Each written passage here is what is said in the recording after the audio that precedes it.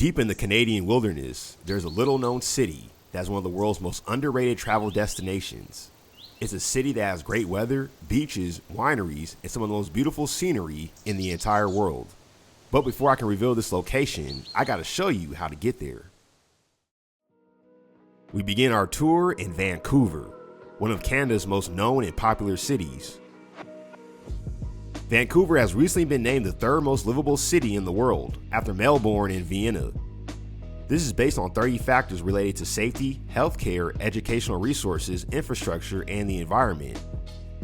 But if you live here, it won't be cheap, as Vancouver has the highest real estate prices in Canada and is the third least affordable real estate market after Hong Kong and Sydney.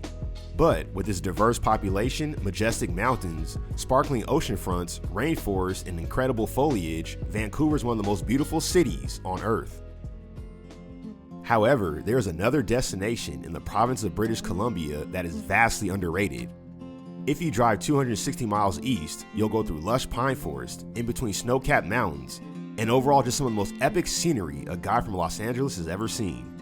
And just when you're almost there, you'll hit this massive body of water called the Okanagan Lake. Keep going down and then you will have reached the city of Penticton.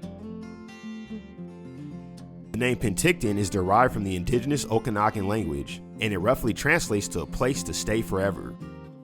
Penticton was first recognized as a district in 1908 and became incorporated as a city in 1948. The city's growth stemmed from a strong agricultural sector and being a rail hub for the Canadian Pacific Railway.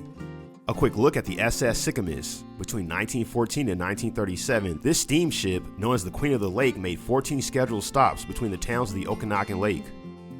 Today it serves as a museum and an events and banquet hall. Now, what makes Penticton such a great travel destination is its climate. The city in the region has a cold, semi-arid climate, meaning it has low precipitation, hot summer days with cool nights, and moderately cool, mostly cloudy winters. Penticton has the mildest winter of any non-coastal city in Canada. It averages 23 inches of snowfall per year.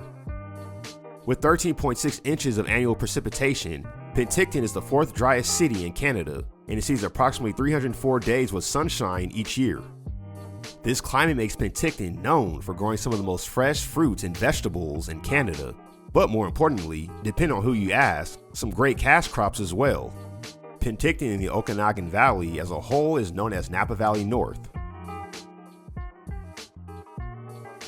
Penticton has over 80 vineyards and boutique wineries, the majority of which are within a 20-minute drive from the city.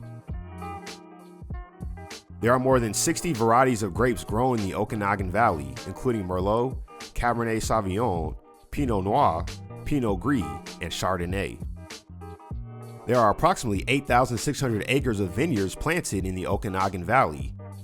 That accounts for more than 80% of all wine produced in British Columbia, making it the second largest wine region in Canada after the Niagara Peninsula.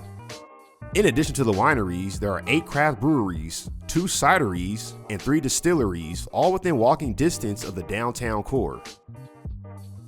And another cash crop that Penticton is very good at producing is cannabis. There are well over 10 cannabis dispensaries in Penticton, and from what I was told, many of the buds are grown and cultivated by the indigenous people of the region. Tourism plays a big role in the city's economy today, and Penticton sees over 1 million visitors each year. What really makes Penticton a great travel destination is that it offers the feeling of being in the great outdoors, while providing modern comforts. Some of the outdoor activities that you can enjoy here include hiking the Kettle Valley Rail Trail, floating down the Penticton River Channel, rock climbing, boating, or just simply enjoying a day at the beach. Penticton is one of only 2 cities in the world situated between 2 lakes, the larger Okanagan Lake and the small Skaha Lake, which gives Penticton beaches nearly 15 acres of premium sandy beach and swimming areas. However, those that choose to go swimming in the Okanagan Lake should be aware of the rumored monster that lurks in the depths. Known as the Ogopogo, is a lake monster similar to the Loch Ness Monster in Scotland. The legend began with the indigenous people, who called it the Naitaka and viewed it as an evil supernatural entity with great power and ill intent. European settlers transformed the stories they heard into a creature, which later became known as the Ogopogo. Descriptions vary, but certain characteristics have been repeated through the decades. Ogopogo is green with a snake-like body about 80 feet long. Some say its head looks like a horse, while others say that it's reptilian or goat-like. The first reported European encounter occurred in 1855, when settler John McDougall, while crossing the lake, claimed that his horses were sucked down into the water and nearly his canoe before he cut the line. Since then, there have been many claims of the Ogopogo being captured on photo and videos.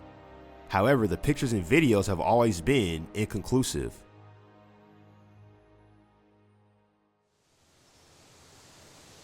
Thank you for watching. If you enjoyed today's tour, you might enjoy this tour we did on the lush island of Jamaica. And don't forget to subscribe to the channel to be a part of future aerial tours. Thank you for flying with Airworthy Tours, and I look forward to seeing you on our next flight.